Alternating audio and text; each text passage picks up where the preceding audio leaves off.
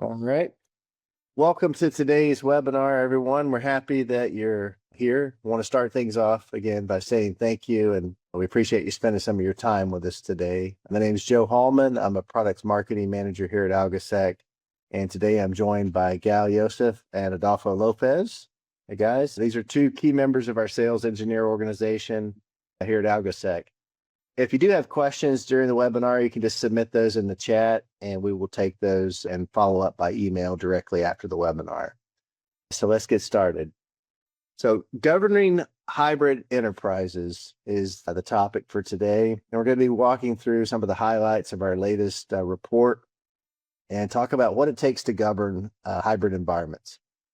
This report's about the gap that exists between how fast enterprises have changed and how slowly governance models have caught up. Hybrid means public cloud, private cloud, on-prem data centers, SaaS, APIs, third-party, all connected through application networks. And the report is organized around 4 pressure points that we'll be going through today: visibility, automation, compliance, and spending.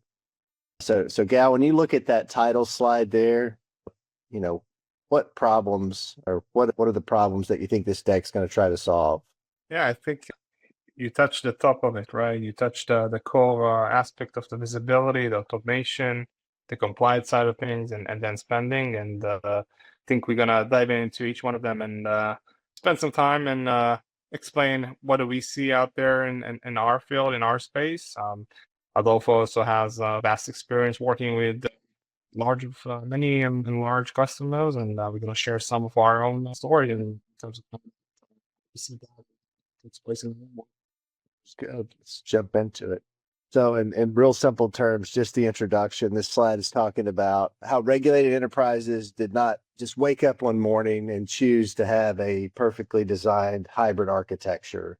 They built it piece by piece, cloud platforms, then on-prem, then cloud data centers, then SaaS applications, third-party APIs, and now there's AI-enabled services as well. And the result is in a state that works, but it wasn't really designed for clean governance. That's really a big issue. So, Gal, why is that a big issue for security teams today?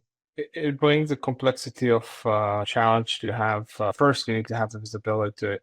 It's a huge challenge, but I think I'd like to ask Adolfo here. I mean, sorry for jumping here, because I think Adolfo, you started your career as an NetN, right? And I think you more than anyone else felt it on your day to day. So, from your perspective, what changed? What continued to evolve and change, and how does that impact or challenge that space? Yeah, absolutely. I mean, I always talk about bulk of my experience is or was as a network engineer. And one of the last projects I had was migrating our data centers into the cloud. And even though at the end of the day, it's still bits and bytes crossing some wire somewhere in some data center, it was a different type of journey, different terminologies, different configurations. Navigating those configurations were completely different. And for a minute there at first, even though it was so agile and that so flexible, that cloud infrastructure, which is one of the benefits, it also became a little bit of a wild, wild west. So it's definitely something that I saw myself and even see with customers today. Yeah. All right. Well, let's get into some of the metrics and some of the data that we came across in this report. So the visibility gap is structural. The point here is not that structure or that security teams don't have visibility or that they don't have any visibility at all. They actually have lots of tools and plenty of domain level data. The problem is that they can't easily connect the assets, the application paths, policy ownership, and compliance obligations cleanly across the cloud on-prem at the same time. And this chart really makes that concrete. Visibility gaps on the far left or at the top. The reported governance gap is at 71%, followed by third-party risk and policy consistency. Gal, you care to dive in a little bit and explain maybe the difference between what we'd say ordinary visibility and the kind of visibility that this slide is talking about? Yeah, sure. This is a great question. So ordinary visibility tells me here are the set of assets, or here are the set of firewall rules that contextually visibility tells me this payment application depends on this and that server to do this and that. It consumes this cloud services, and it needs to have this specific ports access, this identity path, and this vendor connection. It's a lot more intelligent using the contextual visibility in it. It gives the team the ability to understand better the potential impact, the connectivity aspect, and the priority. So it gives you a much better visibility aspect when you're looking at it from the application perspective, and then you assign with that, or you align with that, the business context with it. The 91% compromised visibility number from GigaOM survey is a useful warning. Even a mature team can blind between domains. Adolf, I'm curious to hear. I think that the east-west traffic point is especially important. What's your take on that? Yeah, something else that I saw myself and see still to this day is a lot of times we focus on kind of having the enforcement points in certain zones. So we'll have a firewall at the DMZ zone, a firewall in front of the production, a firewall in front of the cloud, maybe. And that's definitely a starting point. But a lot of times, and I'll speak for myself on this one, we kind of just focus on that only, and just figured out everything else inside those zones might be really relatively wide open. And we kind of just focus, so we don't really worry too much about that east-west traffic within those zones. And it's I think we've all been bit by it at some point, where whether it's something that's just overly permissive, hopefully it doesn't lead to a major breach or anything, but sometimes I've seen things just break because of those overly permissive communications. So things it could only lead to problems. So of course it's something that we need to think about and have that visibility with. Let's continue this journey today. So again, we're still in the visibility portion of the report, the results of this part of it. Tool proliferation without unified coverage. It's really talking about organizations are not short on security products. In fact, a lot of teams use overlapping controls. They have cloud provider firewalls, security groups, third-party firewalls, proxies, and microsegmentation tools. The problem is that these tools are really built for separate domains, and while the applications today really stretch across those domains. The chart on the right side of this slide shows security capabilities are at the top. Cloud platform priority, 55%. So when people are looking at cloud providers, one of the top concerns that they're considering when making that choice is the security capabilities that cloud provider provides. That's ahead of cost and flexibility. Gal, why does more tooling still leave a compliance or a governance gap, rather? So because each tool may be doing its job locally, but no tool necessarily understands the full application path. A security group can look fine in AWS. A firewall rule can look fine in the data center. And an API dependency can look fine to the application teams. But if nobody sees the whole chain, policy became fragmented. That's why consolidation shows up in the text as team trying to move from many controls to one government picture. Therefore, the spending number also tells a story here. What's your take on that? Yeah, I think the numbers here are really showing something that if you've been in the industry for even a short amount of time, what we already know, which is everybody's going to the cloud in some way, shape, or form. These days, when we're talking to customers, the question is, I used to ask, are you in the cloud? The question now at this point is, how much are you in the cloud? Are you 50-50? Are you 70-30? Are you moving in that direction? And that's usually where I start the conversation, because it's not a question of how hybrid are you hybrid? It's how hybrid you are. And as far as the tools, it's also a similar question where it's now, are you using a cloud security tool? How are you handling it today? What are you using? Are you using something already? Are you looking to use something? Do you have something homegrown? So yeah, the question of are you in the cloud or not is irrelevant at this point. The next slide here, applications change the visibility problem. The unit of governance is no longer a server or a network segment or even, one single cloud account. It's really looking at the business application. And the data shows public cloud usage is rising from 49% today to 57% over the next 24 months. But the on-prem and private cloud are not going away. I mean, they're remaining a large portion of this in the same time frame. Why is that point important? Yeah, so it matters because obviously the applications are across the environment, right? There might be some things in the cloud, there might be some things on-prem. Going back to my previous statement about it's just a matter of how much. Is it 50-50, 70-30, whatever it may be. So we need to start looking beyond just ports and IP addresses. We need to look at what is the business function, which is a big part of what we do here in AlgoSec.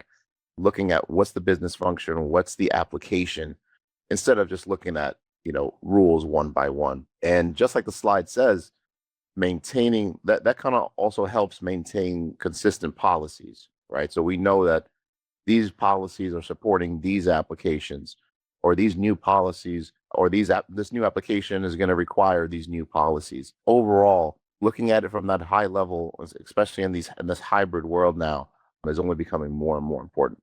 So the next piece of the report goes into, kind of this, what attackers see that the defenders miss. It's not really, it turns the visibility problem into a threat problem, right? The chart shows the most common attack paths reported against public cloud infrastructure are literally like lateral malware movement at 44%, data exfiltration at 38%, and known vulnerability exploitations at 33%, and misconfiguration and ransomware both at 32%.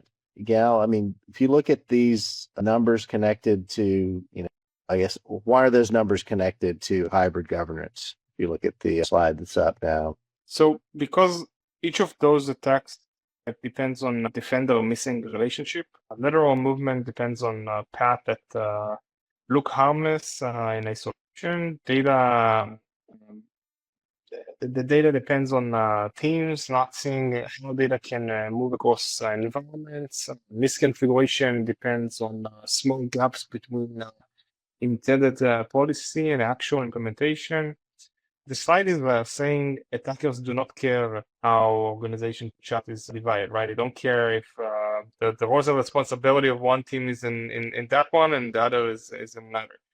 They follow the application path wherever it goes.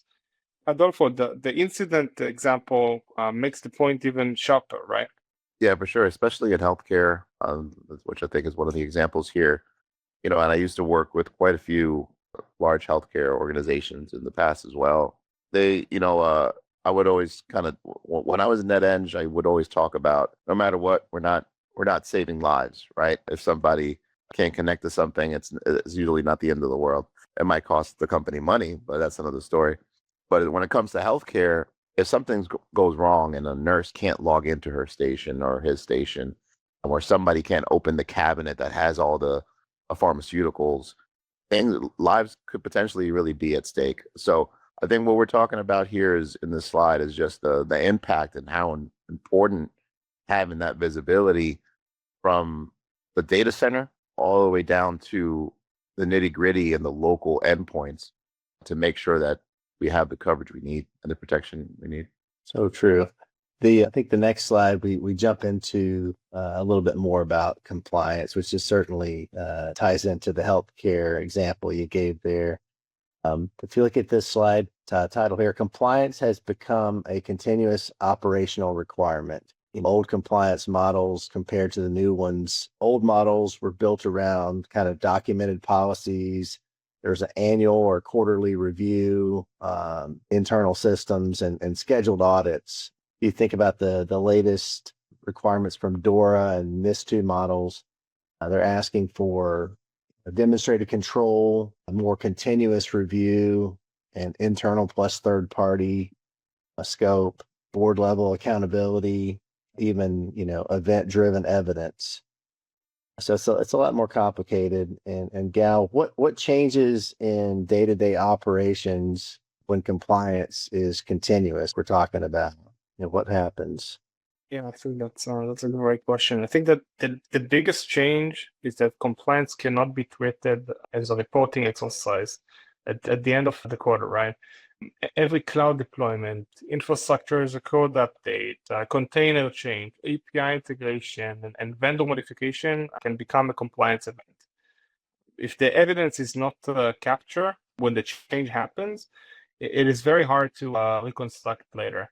So compliance has to be embedded into the change for a workflow, meaning that we don't revisit it later on as a reactive action, but we turn compliance into a proactive tool that we embedded within the change workflow. Adolfo, the board accountability piece is a big shift as well. What's your take on that? I think this is actually, we have a perfect example of this in the real world with one of our largest customers that for a long time was using a big part, a core part of our platform. And they had a requirement around DORA and rule recertification. And because of that need, which we could have helped them with on a very well with just what we had already. But what we did is expand into other parts of the platform. So the reason I bring that up is because the board had to sign off on that. So the board saw that the compliance is not just something that we could just check off the box. It required some new workflows, a new process. So that shows that even a financial investment in this compliance requirement, along with the new process to fulfill that requirement. So, and that's what this slide is kind of focusing on. Yeah, I think I've heard the statement. I guess the compliance drift or the problems really come up between audits, right? If no one's watching what's going on a continuous basis, then that's when things kind of get out of whack a little bit. And then the audit comes and everyone scrambles to try to fix or find the issues. So let's move to the next one. Compliance drift is the compliance gap no one sees coming. Right. And again, this is that quiet gap between the approved configuration that everyone believes exists and what's actually the configuration, what's actually is configured and happening. Nothing has to fail dramatically. Somebody changes a cloud rule or a SaaS setting shifts, a network exception stays open, a container policy changes a little bit. And over time, the environment no longer matches that control or that approved model that everybody believes is there. So, Gal, why is it so hard to manage drift in hybrid environments? Yeah, drift is hard because each individual change can look reasonable. One team is trying to move faster, another is fixing an incident, another is integrating a vendor. The problem is the cumulative effect. If changes are not continuously checked against the application intent and compliance requirement, the control state grows quickly and it starts as a snowball. That is why the slide shows consistent policy enforcement across on-prem and cloud as a top cloud security as a challenge. It's something that you don't need to have it only on one feed, right? You need to make sure that you are providing that across the board, on-prem, cloud, and basically everywhere in the hybrid network state. Therefore, this is not just a niche technical issue, right? What do you see on your end? Absolutely. So one of an easy example is just looking at that graph here. We could see 6 and 10 financial institutions have more than a quarter of workloads in the cloud, and that just shows them. And also, it's really they're showing that it's important to them as well, right? So, and this goes. So it shows the investment, like I mentioned earlier. And something else I mentioned earlier is when it goes to we're talking about that drift and that change, is because the cloud is one of the major reasons that customers go into the cloud, organizations go into the cloud in general, is because of that agility, that flexibility, that speed. But sometimes that leads to some blind spots. And again, I know that I was guilty of it myself. I saw it myself. I've seen it with customers today. Sometimes we get them a quick call, and on one of our initial calls, while we're using some of our cloud capabilities, we've had customers just drop the call right then and there. not because it went bad, because it went so well that we found some things that they didn't even know about. So it shows you that even from the smallest organizations to the largest, it still have those gaps. And it could be because just it became a wild, wild west. Maybe there weren't processes in place. Maybe the teams were siloed. There's a lot of reasons for it, but it definitely happens quite often. So this slide, we're really looking third-party dependencies are a compliance blind spot. This points out that regulated enterprises now depend heavily on outside systems, banking software vendors, payment processors, managed services, open banking APIs, healthcare platforms. There's systems for pharmacies and clinical tools. And the chart really shows third-party and supply chain management is a large capability gap coming in at 65%. Yeah, why is third-party risk more difficult to govern? The difficulty is that third parties are not just a vendor in a spreadsheet. They are part of the live application chain. If an application depends on a processor, on an API, or in a managed service, that dependency affects the resilience, access, data flow, recovery, and on. But many organizations still review third parties separately from an application connectivity context. That leaves behind a huge blind spot. They know who the vendor is, but not exactly how the vendor sits inside the business service and how it affects the application. And therefore, I think that DORA and NIS to raise the bar here in terms of guardrails and giving the aspect to from a compliance perspective, and then also from an application as well. Did you see that? Do you see that with some of our customers? Yeah, absolutely. We see it from both ends, right? So I think we just mentioned earlier, we had a customer where DORA was a huge driver for them to start using other parts of our tool. NIS2 pops up all the time as well. So we see it when we're working with customers and their other applications. And then we even see it when we're the vendor, right? So obviously we're the vendor and we get a lot of questions, especially around when we're connecting to devices and connecting to their environment. So we also have to answer those same compliance questions. So it's quite common and only becoming more common. And those questionnaires that we get are becoming even longer and longer every time. Let's keep on going. This is still in the compliance portion of the report. Zero trust intent is high, but compliance reality is not. This slide says basically zero trust is aligned with what regulators want, right? Continuous verification, least privilege, and granular application level controls. But the implementation data is a little more sobering. Only 19% report full implementation across cloud, on-prem, and SDN environments. So while many are still learning, or just starting, or starting to work at a more broad segmentation level, so people see the importance, but the implementation is not that widespread. Gal, what's the gap between zero trust as an idea and as an operating reality? What's that gap look like to you?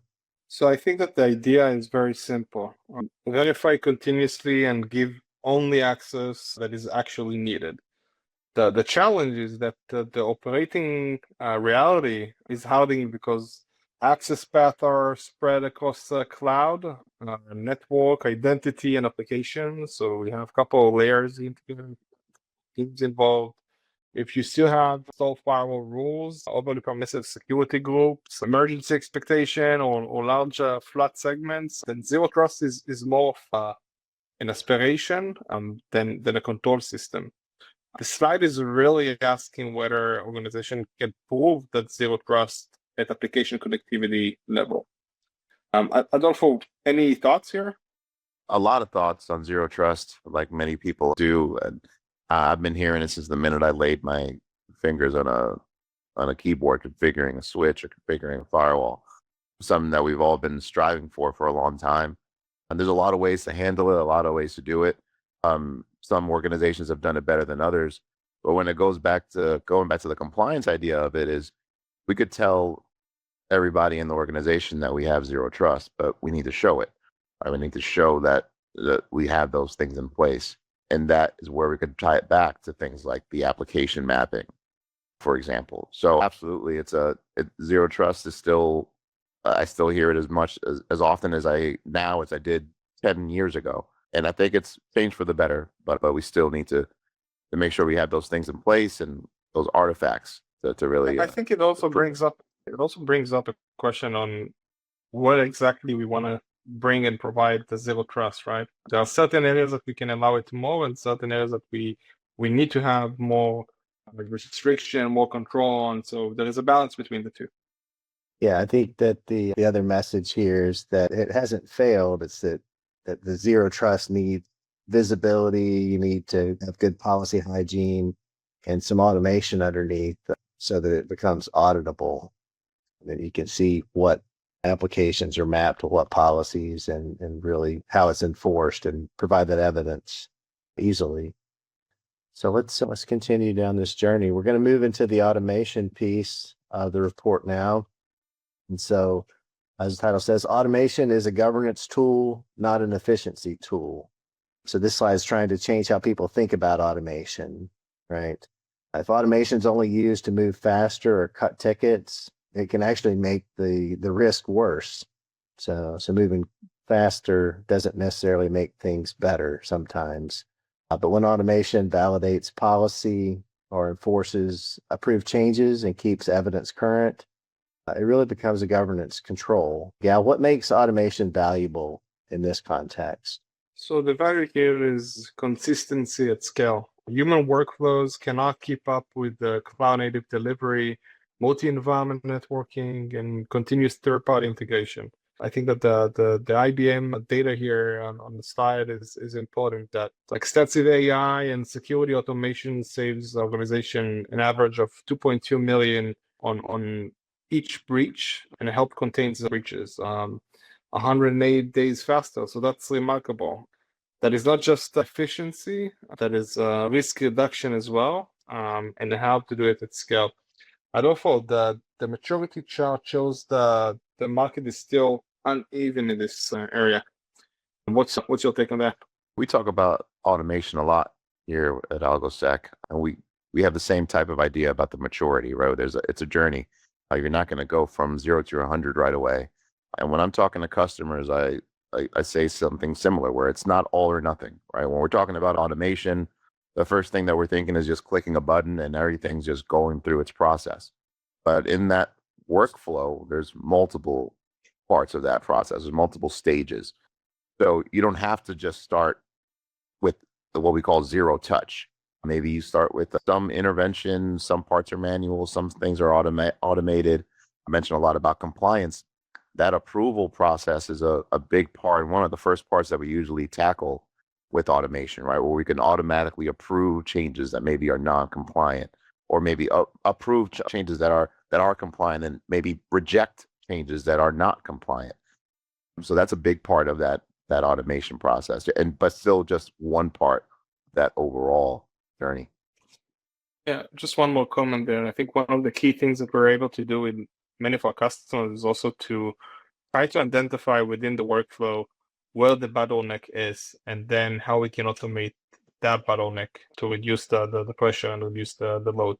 And sometimes you don't need to have end-to-end full automation. There are certain areas that are the bottlenecks that if you resolve them, you really unleash a lot of that process in a more efficient way. So it has a lot in that as well.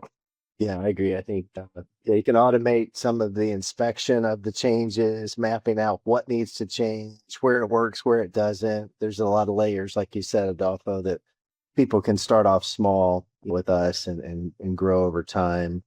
So, where automation creates governance value is really about where automation should sit, right? The answer's not just ticket execution or routine rule changes. Really higher value automation is in the change workflow, right? Policy validation, risk analysis, compliance verification, some of the things that you guys were mentioning, and really application-centric modeling. The pie chart here on this chart shows that the biggest expected impact is AI-powered hybrid network visibility and risk prioritization, coming in at 39%. Gal, when you look at this data, what does it tell you? It tells me that organizations moving automation closer to the decision making point. If AI can help identify which application path matters, which rule are risky, and which change violate policy, then automation becomes a governance assistant, not just a workflow engine. And I think that the 24% for AI-driven compliance and policy enforcement is also important because it points the continuous control, not just faster approval. Adolfo, the cost and audit readiness data explain why this matters to leadership. Working with with many of our customers and the executive level as well, what do you see them mostly focusing on from? Yeah, this is huge. I mean, it's pretty simple. All right, the automation is going to save time. It could really streamline a lot of those repetitive tasks, even if it's not the full work. Like I mentioned earlier, it doesn't have to be the full workflow, but even we could save. I mentioned the approval process. The approval process potentially could take a few days. If we could streamline that and automate that and make it an hour or minutes, that could save time. Time is money, right? So that's pretty easy to map time savings to costs, and also just being ready for that audit. It's easy to have those artifacts ready to go. That if we're tracking every change, we could see right away who requested it, what application is it supporting, what exactly did we do. So absolutely, it's a huge value for leadership. Yeah, I think the part there at the end, Adolfo, for like evidence gathering, right? It's a huge time suck for a lot of teams to document their internal processes and show, how they're enforcing certain parts of their system. Consolidation shift is enabling governed automation. There's really connecting two trends here on this slide. First, organizations are consolidating security management because, fragmented tools are really hard to govern, right? Even sometimes conflicting with each other, probably. Second is consolidation creates the foundation for automation that can easily enforce policy across these environments. Now, the chart compares unified platforms with fragmented tools across things like remediation time, cost reduction, audit preparation, policy violations found.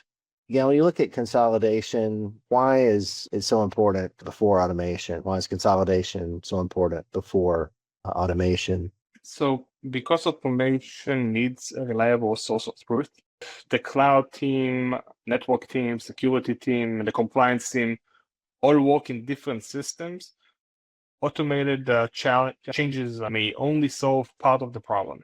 A unified management layer lets the organization see the application path, validate the change, and produce evidence from the system control plane that, and then the fact that unified platform identify more policy violations and can actually be good thing. It means that the organization is finding what was previously hidden. And by having everything centralized into a single place that all teams can come and work all together, you give a much more efficient tool to have a cross-team collaboration, but also to have all evidences in one place. And from there, you're able to drive the automation aspect into it. Adolfo, the SASE and team consolidation points show that this is also an industry shift, right? Do you see that as well? Yeah, the team consolidation for sure. I mean, when we're talking to customers quite often, especially when we're dealing with large organizations that have these hybrid environments, they'll ask us what team usually manages your tool.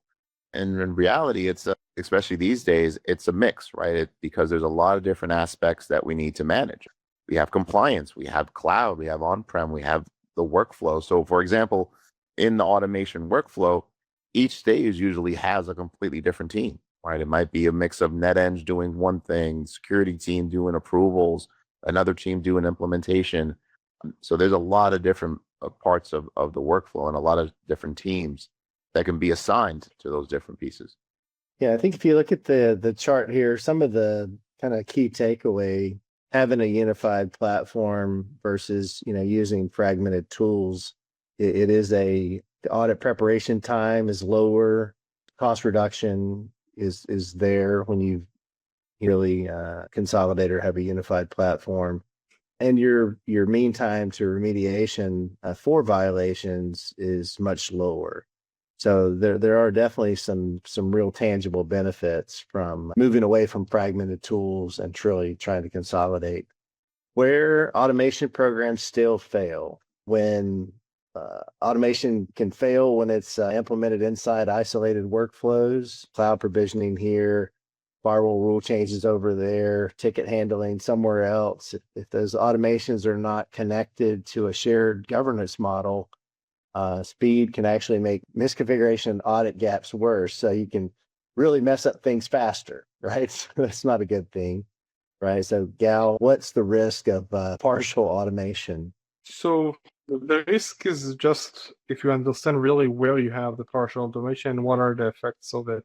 I think actually there are certain areas that partial automation can be positive and benefit.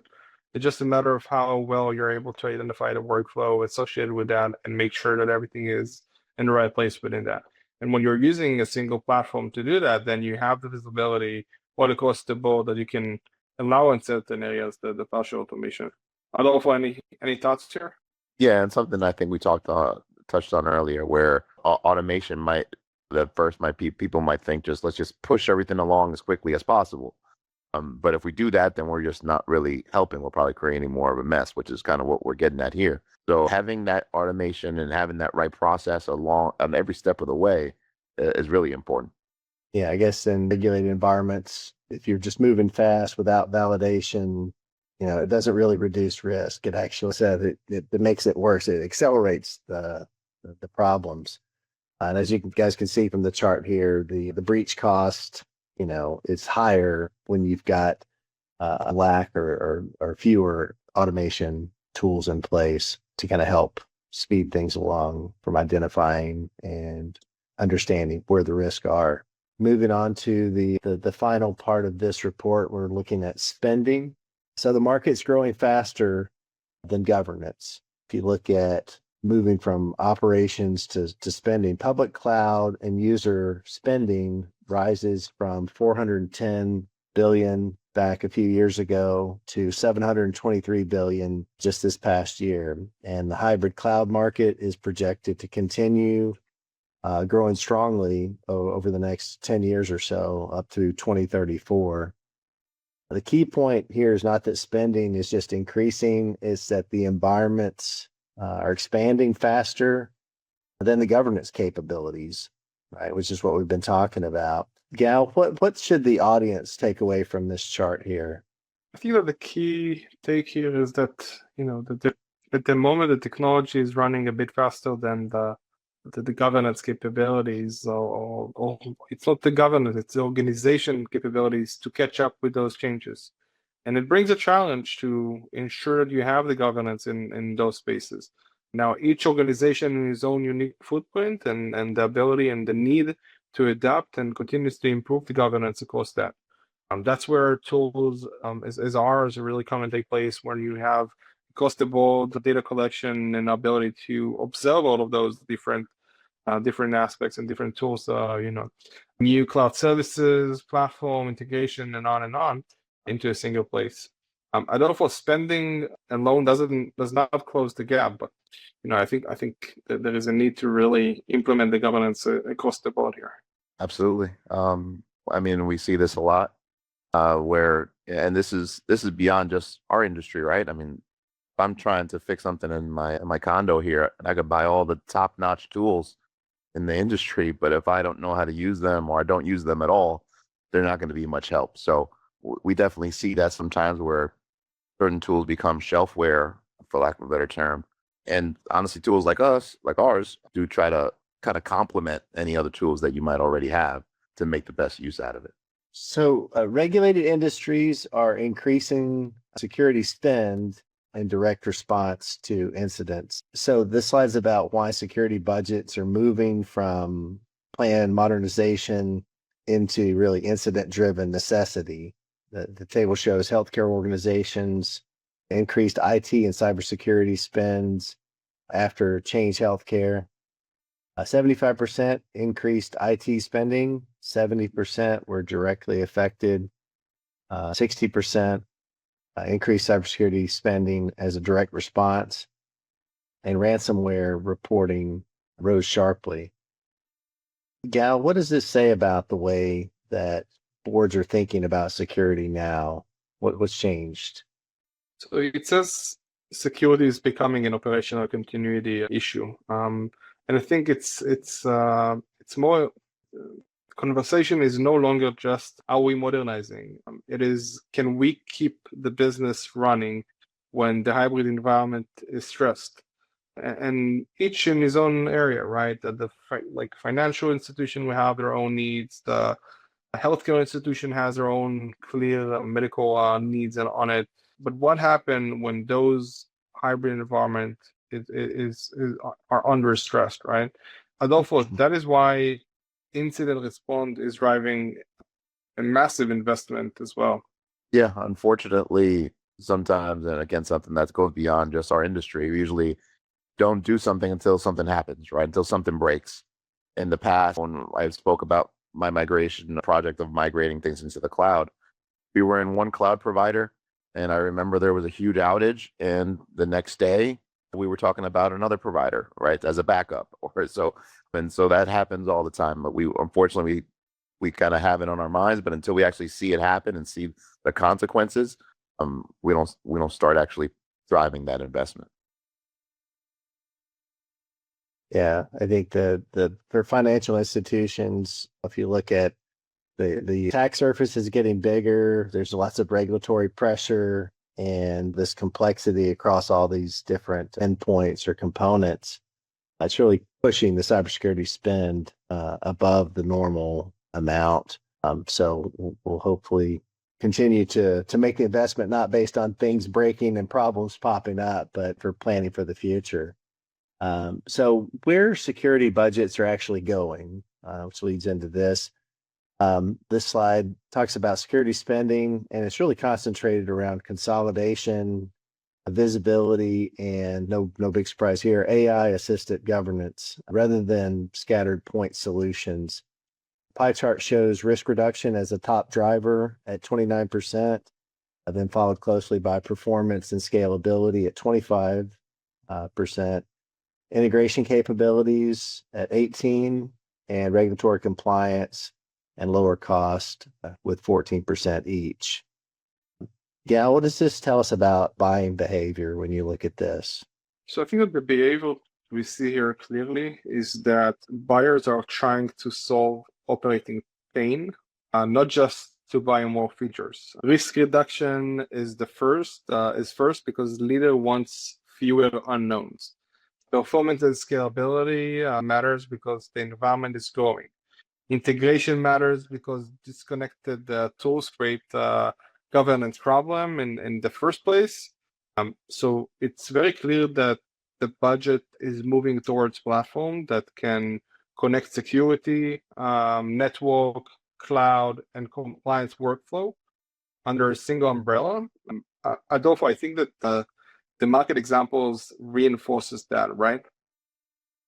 Yeah, and for sure. I mean, when we're talking to customers, especially new customers, they'll ask, all right, can you work with these new tools that are kind of line up with what we're looking at this slide, where when it comes to SASE, especially, there's so many tools out there, and we definitely see customers, existing and new, continuing to grow that footprint with those type of tools.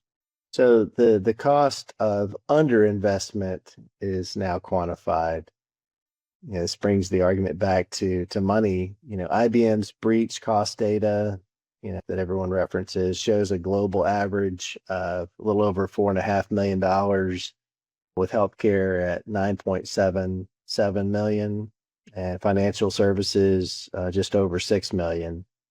The Change Healthcare mentioned before, that example, shows the operational side. Hundreds of millions in direct costs, projected losses over 1.6 billion, and disruption across hospitals and pharmacies.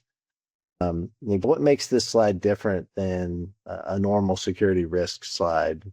First, it puts a price tag on poor governance. Earlier slides talk about visibility gaps, policy drift, and fragmented automation. This slide shows what those gaps can become when an incident occurs. In healthcare and finance, the cost is not only the technical recovery. It includes business interpretation, regulatory impact, customer impact, and reputation damage that can be significant. So nobody wants to be out there on the news for the wrong reason. Invested in a way can definitely cost you a lot. I don't know, any take here. Yeah, I mean, when we see that the automation savings point, right? There's no question having some automation in place and the correct type of automation isn't just necessary, but it could really save some large, significant amounts of money in the long run. Yeah, I guess the key takeaway here is pretty simple. Governing hybrid environments properly, it does cost money, but governing them poorly can cost you much more. So, with that, I think we'll close up today's webinar. I think the slide here, a little bit about AlgoSec, is that we help organizations deliver applications up to 10 times faster. We do support over 2,200 very complex global organizations that use our Horizon platform to discover applications across multi-cloud hybrid environments. Use that platform to identify risk and provide kind of that single source of visibility for security and compliance issues. And Gal, how would you kind of connect back to the story we just went through? So again, I think it's about the ability to provide a single platform that covers everything from an app-centric approach across the board, and that's really what we do here at AlgoSec. We're able to provide you an end-to-end application connectivity across the board in the hybrid network estate that gives you the business context of those applications, and then it's trimmed down to the different aspects that we discussed today, from the visibility side of things to the compliance side of things to the automation and on.